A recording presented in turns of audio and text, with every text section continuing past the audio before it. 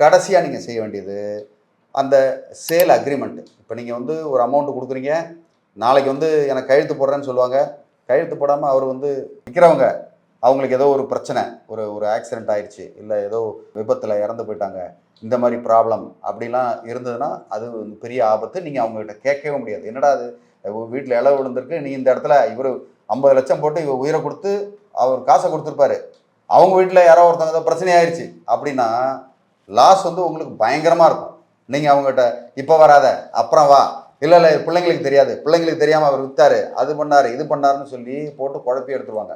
அது ரொம்ப ஆபத்தானது. அதனால் பணம் கையில் கொடுக்குறீங்களா, உடனே சேல் அக்ரிமெண்ட்டை போடுங்க, அதை ரெஜிஸ்டர் பண்ணிடுங்க.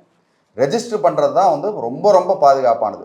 ஸோ இந்த 10 பாயிண்ட்டும் நீங்கள் கரெக்டாக நீங்கள் பண்ணிட்டீங்கன்னா 99.9% உங்களுக்கு பர்ஃபெக்டான இடம் வாங்கிட்டீங்க அப்படின்றது உறுதியாயிரும். ஸோ மேலும் உங்களுக்கு வேறு ஏதாவது இதில் ஏதாவது சந்தேகங்கள் இருந்தாலோ, இல்லை வேறு ஏதாவது இந்த மாதிரி பண்ணேன் இருந்தாலும் எனக்கு இந்த மாதிரி பிரச்சனை வந்துருச்சுன்னு வேறு ஏதாவது நான் சொல்லாத டாபிக் ஏதாவது இருந்தாலும் தாராளமாக கமெண்ட் பண்ணுங்கள். இல்லைனா எனக்கு வாட்ஸ்அப் பண்ணுங்கள். தீர்க்க முடியாத பிரச்சனைகள் இருந்தாலும் அதை சால்வ் பண்ணுறதுக்கு ஒரு பிரச்சனைக்கும் ஒரு சொல்யூஷன் உண்டுன்றது தான் நம்ம கருத்து. அதனால் அந்த சொல்யூஷனை தேடுங்க, கண்டிப்பாக கிடைக்கும். உங்களுக்கு வேறு ஏதாவது உதவி தேவைப்பட்டால் சொல்லுங்கள். உங்களுக்கு உதவி காத்துக்கிட்டு இருக்கேன். நன்றி, வணக்கம்.